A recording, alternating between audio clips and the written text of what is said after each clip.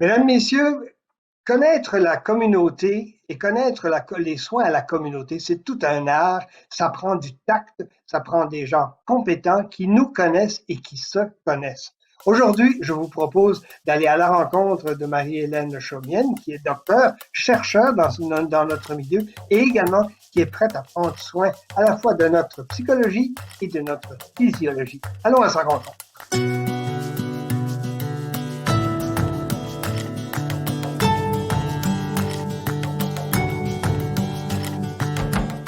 Marie-Hélène Chaumienne, bonjour. Bonjour, Monsieur Moreau, Jean-Paul.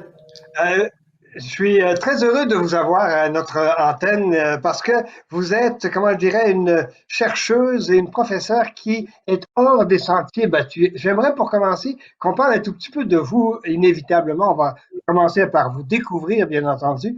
Vous êtes originaire d'où, Marie-Hélène?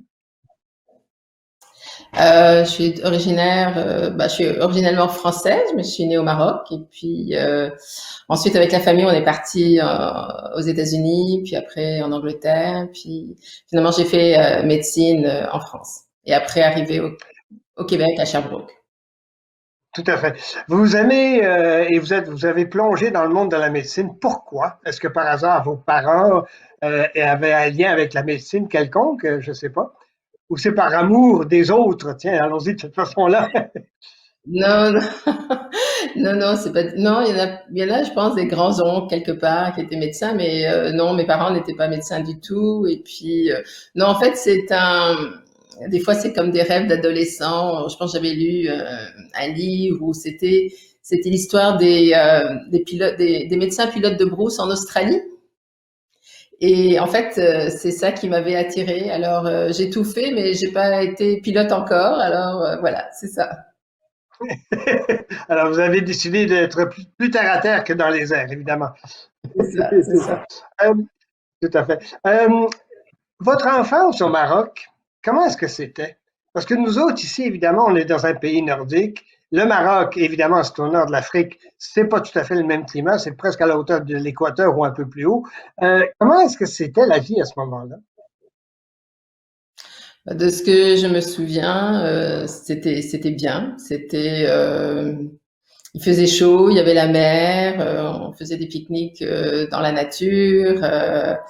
La seule chose, c'est que bon, on n'avait pas le droit de jouer dehors. Alors quand on est arrivé aux États-Unis, puis qu'on s'est retrouvé avec ma sœur dans des rues où il y avait pas de mur, il y avait pas de barrière, on a trouvé ça assez bizarre, mais on était très heureuse de pouvoir voir les voisins en face, aller d'une maison à l'autre. Alors, mais c'est des bons souvenirs.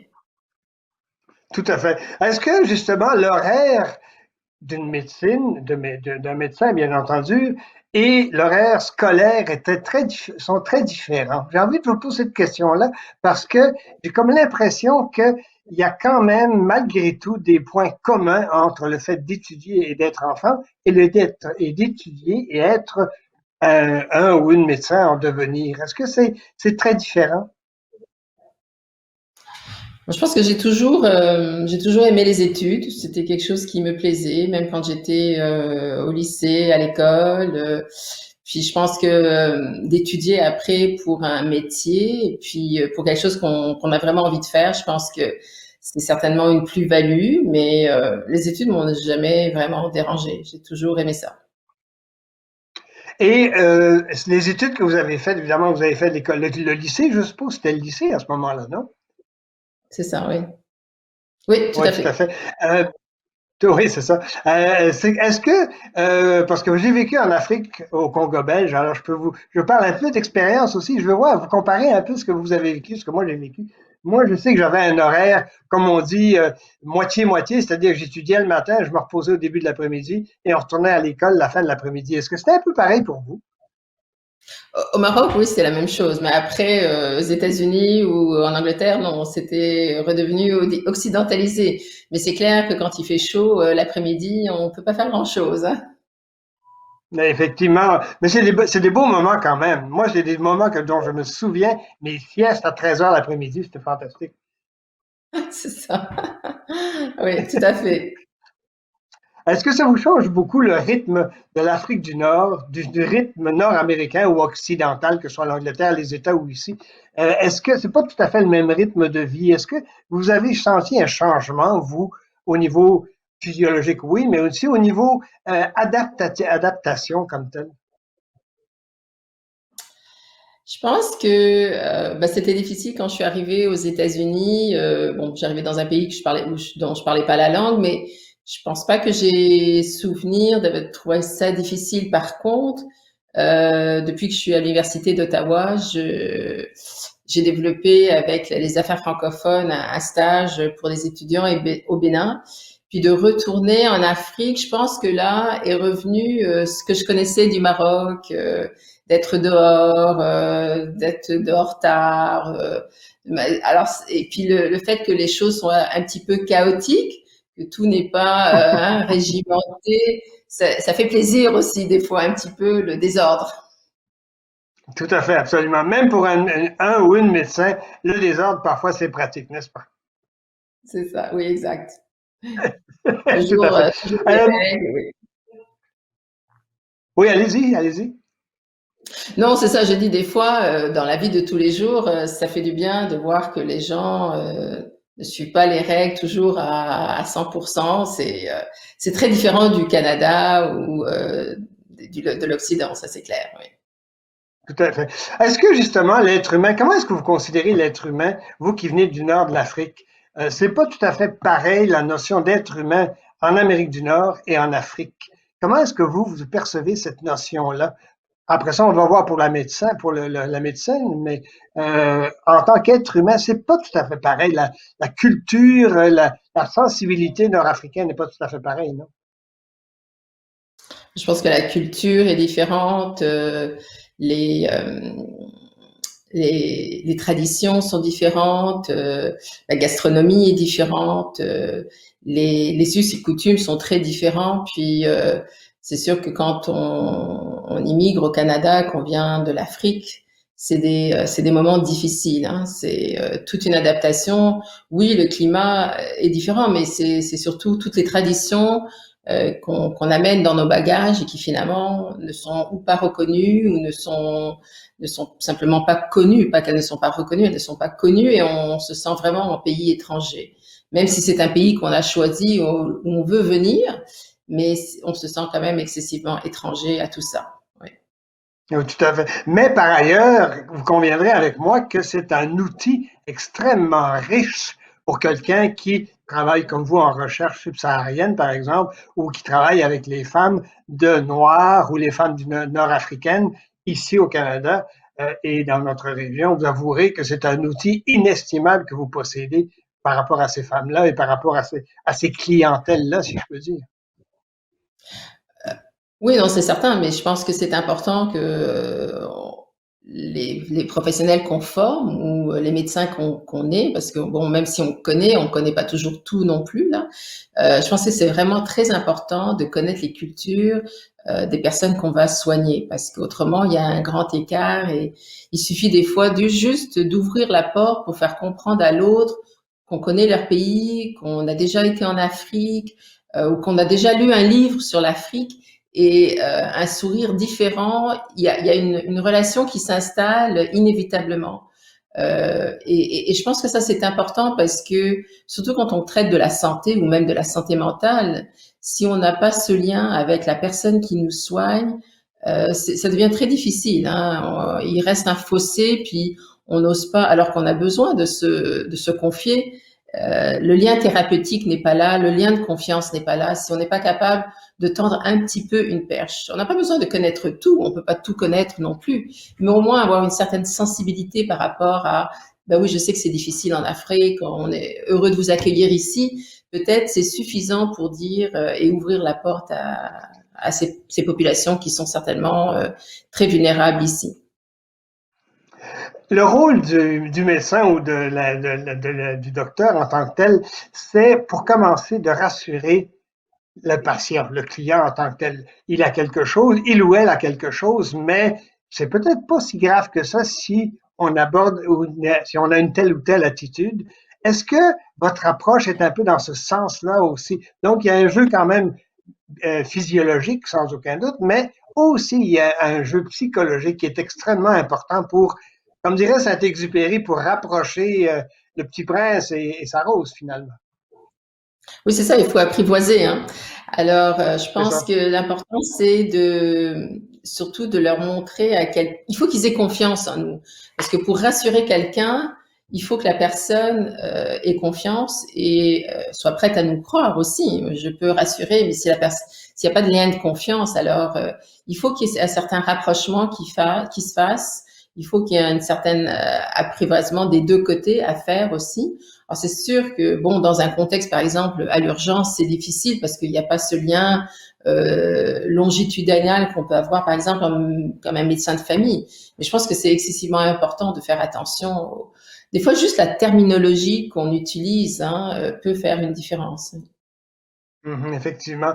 Vous êtes à Montfort. Parlez-moi un tout petit peu de l'ambiance à Montfort maintenant, parce qu'évidemment, bon, on en conviendra, c'est pas une période tout à fait normale, mais n'en demeure pas moins que tous ceux et celles qui œuvrent à Montfort et dans notre milieu ont dû adapter leur façon d'être et leur façon de faire. Parlez-moi un peu de la vôtre. La mienne? Ben, Oui. je pense que c'est toujours, quel que soit l'hôpital dans lequel on travaille, c'est des cultures différentes, hein, que je sois à Gatineau, à Hull, au Nouveau-Brunswick ou à l'hôpital Civic, les cultures hospitalières sont différentes, mais je pense que il faut quand même apprendre à s'adapter autant que faire se peut. Et puis, je pense que pour moi, certainement, l'avantage de Montfort, c'est que c'est un milieu francophone et que je peux travailler en français et c'est clair que dans les milieux francophones, il y a une certaine, comment dire, convivialité ou bonhomie qui est quand même toujours très agréable. Et je pense que Montfort est très particulier à cet égard-là. C'est pas une ambiance que je travaille dans quelques hôpitaux, pas beaucoup, mais c'est quand même suivant. Et je pense que c'est une ambiance qui est vraiment très particulière et très agréable à Montfort. On se sent bien à Montfort, comme c'est une famille. Hein. Oui. Tout à fait. Vous avez l'impression qu'il y a beaucoup de collaboration entre vous et vos collègues et vous, évidemment. Ben, on n'a pas le choix que de collaborer. La collaboration est essentielle quand on travaille. On n'a pas, on n'a pas la science infuse, on ne connaît pas tout. La science devient de plus en plus critique. Et puis c'est un travail d'équipe, qu'on soit avec une physiothérapeute ou avec une ergothérapeute ou avec un inhalothérapeute, les infirmières, les autres médecins. Je pense qu'on peut pas faire ça. C'est pas un travail qu'on peut faire seul. Hein. Tout à fait. Bien, écoutez, si vous permettez, Marie-Hélène, on va prendre quelques pauses, quelques instants de pause, et on vous revient tout de suite après, mesdames, messieurs.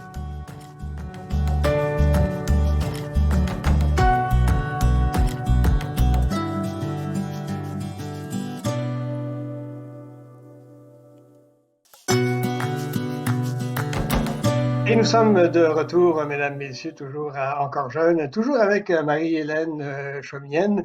Ça va toujours, madame Chaumienne? Oui, ça va toujours. Merci, Monsieur Moreau. Tant mieux. Écoutez, j'aimerais ça qu'on parle un tout petit peu de vos projets de recherche. Ils sont multiples et ils s'adressent à la fois aux gens d'ici et aux gens d'ailleurs. On va commencer par vos principaux projets de recherche ici à Montfort en tant que tel. Sur quoi vous cherchez à améliorer notre sort ou le sort des gens en général? Quelles sont vos principales recherches présentement? Euh, Ma recherche se base habituellement sur les problématiques que je retrouve dans ma pratique de tous les jours et un des premiers projets et sur lequel je travaille encore, ça a été de pouvoir trouver comment mieux outiller les médecins de famille à adresser les problèmes de santé mentale qu'on retrouve en médecine familiale. Donc en médecine familiale, on voit souvent de l'anxiété, de la dépression. Donc avec des collègues psychologues et psychiatres et avec aussi des collègues au Québec, on a beaucoup travaillé sur améliorer l'accès aux psychothérapies et je pense que c'est de longue haleine parce que c'est des choses qui sont un petit peu des décideurs gouvernementaux, provinciaux qui doivent changer des approches. Et c'est pas toujours évident. Donc, mais on y arrive et je pense que dans les 2 dernières années, en Ontario et Québec, certains éléments ont changé, le vent tourne. Il y a beaucoup de pression de la population aussi. Puis je pense qu'avec la COVID, on a un certain tremplin parce que la santé mentale est en avant et tout le monde en parle. Et je pense que ça aide aussi un petit peu à faire changer un petit peu ce que les politiciens voient dans le besoin d'aider les personnes qui vivent avec un problème de santé mentale. Donc là, Si je, si on je- travaille. Oui, allez-y. oui, j'allais dire, si je comprends bien, donc, on a obstrué un tout petit peu la vue de la santé mentale pour donner l'accent et mettre l'accent sur la santé physiologique et psychologique principalement. Maintenant, la santé mentale commence à ressurgir avec ses pour et ses contre, finalement.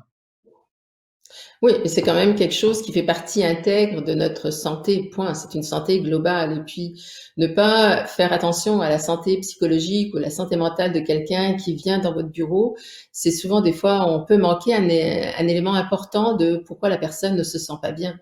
Donc, je pense que c'est important et on a besoin d'être mieux outillés face à ça. Donc maintenant, grâce à la technologie, il y a de plus en plus d'outils sur le web ou des outils en ligne et on est en train de parfaire des outils qu'on a importés de l'Australie. Avec des collègues, on avait été en Australie pour voir exactement comment ça se passait et on va donc tester cet outil auprès des minorités francophones de l'Ontario. C'est un outil qu'on a traduit de l'anglais au français et on devrait, avec le financement de Santé Canada, avec l'appui de Montfort, on va essayer de déployer cet outil à travers les minorités francophones en Ontario. Donc ça, je pense, c'est un élément Et important. tout à fait. Et cet outil-là consiste en quoi exactement? Quels sont les grosso modo les paramètres de cet outil-là? En fait, c'est ce qu'on appelle en psychologie de la thérapie cognitivo-comportementale qui est faite sur des modules, c'est 6 leçons et c'est vraiment très très engageant et c'est excessivement bien fait. Tous les collègues psychologues qui ont participé à la traduction de cet outil ont vraiment été impressionnés de la valeur et puis de la rigueur de cet outil-là, qui d'ailleurs a été testé de façon expérimentale par plus de 20 ou 30 études en Australie pour monter son efficacité. Donc, je pense qu'on a un bon outil, puis on va tester ça au niveau de nos minorités francophones. Et c'est un outil francophone qu'on a validé en français. Donc, pour nous, c'est très important. Tout à fait. L'autre projet sur lequel vous travaillez, et corrigez-moi si je fais erreur, mais l'autre projet, c'est en lieu et comment dire, en lien, pardon, avec la COVID, bien sûr. Vous tentez de percevoir l'état psychologique et l'état physiologique, si je peux dire, des employés de soutien, justement, des employés de nettoyage, entre autres, des employés de soutien dans les hôpitaux, entre autres. Est-ce que comment je dirais, ma proposition est à peu près exacte. Et qu'est-ce que vous faites exactement dans ce sens-là? Oui, c'est ça, tout à fait. Donc, alors, on a fait un projet pilote. Ça va être un projet pan-canadien qui est financé par les Instituts de recherche de santé Canada.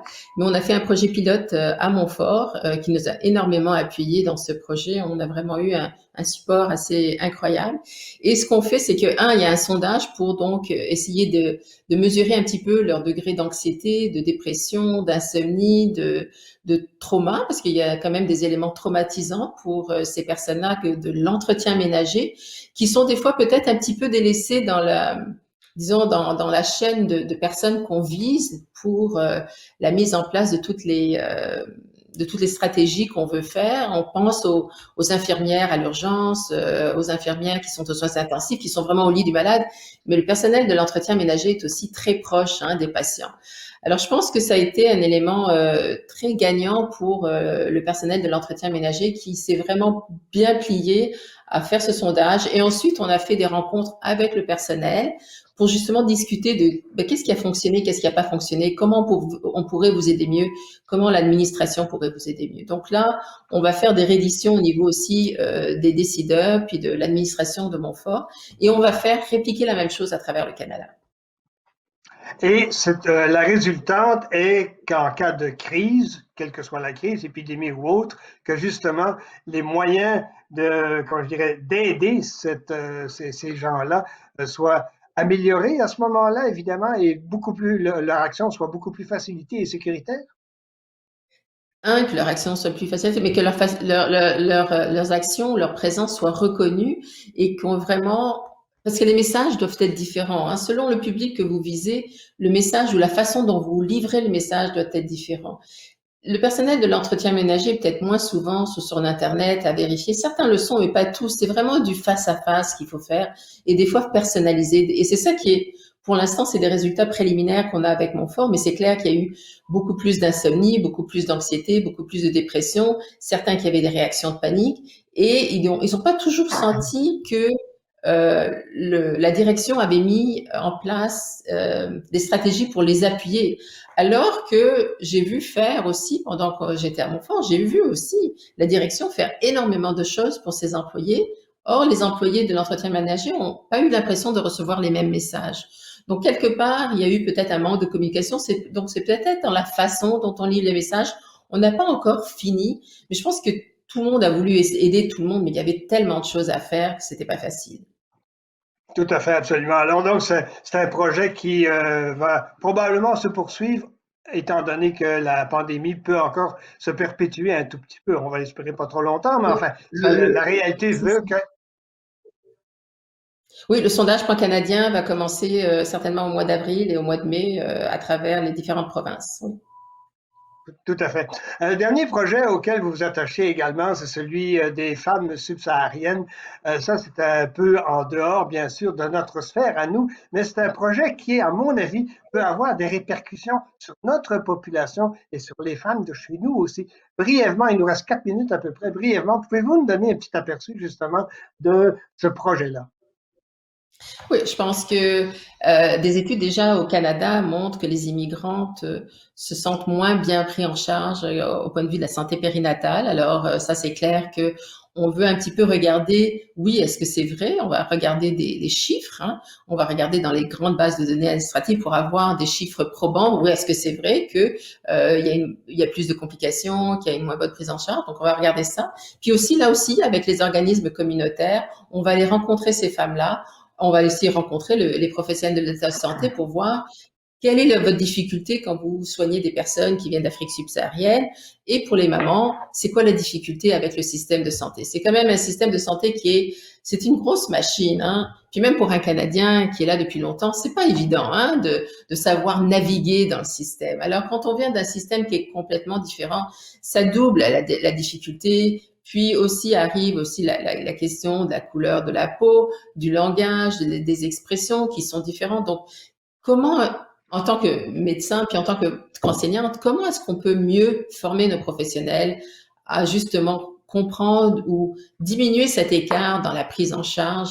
Parce que je pense que c'est un moment important pour toute femme, c'est le moment où elle accouche, qu'on a un enfant dans la famille. Il faut que ce soit quelque chose de beau, il faut que ça se passe bien, il ne faut pas qu'on ait des inquiétudes en plus à cause du système ou à cause d'autre chose. Donc, c'est essentiellement pour ça. Donc, on a beaucoup hâte et on va aussi regarder le côté de la dépression après l'accouchement. Vous parliez de famille tantôt. J'ai comme l'impression aussi que le rôle de la famille proche ou un peu plus éloignée est extrêmement important aussi dans cette démarche que vous menez avec les femmes subsahariennes de chez nous. J'ai comme l'impression que on ne peut pas œuvrer là-dedans si on n'a pas justement aussi l'apport et le soutien et la connaissance aussi de la famille jusqu'à un certain point. Est-ce que ma perception est fausse? Ah non, tout à fait, parce que souvent en Afrique, l'accouchement c'est une affaire de famille, hein. C'est la belle-mère, c'est les Mhm. tantes, c'est les sœurs, et surtout pas le mari, hein. Le mari, il ne vient pas dans la salle d'accouchement.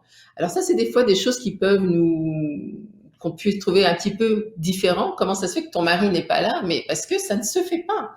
Et que ça fait pas partie des traditions. C'est la belle-mère qui est là, c'est la tante, c'est la sœur. Et si on ne sait pas que c'est comme ça qu'on veut que ce soit, je pense qu'il y a des fois des incompréhensions. Et puis alors, donc c'est ça, en fait, c'est la famille qui donne naissance à un bébé là. C'est Tout, une affaire de tout à famille. fait. Tout à fait, absolument. Et par après, une fois que la naissance a lieu, je pense que là, le rôle de l'homme et de la famille se Oui, maintient et se poursuit aussi, non? c'est ça. Ah, tout à fait. Tout le long, le nouveau-né est porté par la famille, hein, pas juste la maman, porté par la famille. Oui, c'est Tout très à fait, important. tout à fait. Et votre travail à vous, Marie-Hélène Chaumienne, ça l'est également pour nos communautés au sens large du terme. Merci beaucoup pour cette entrevue. Ça a été fort instructif, trop court, malheureusement, mais fort instructif. Je vous remercie beaucoup, puis j'espère qu'on aura l'occasion de se rencontrer à nouveau. Merci de m'avoir invité, ça me fait toujours plaisir. Merci, à la prochaine.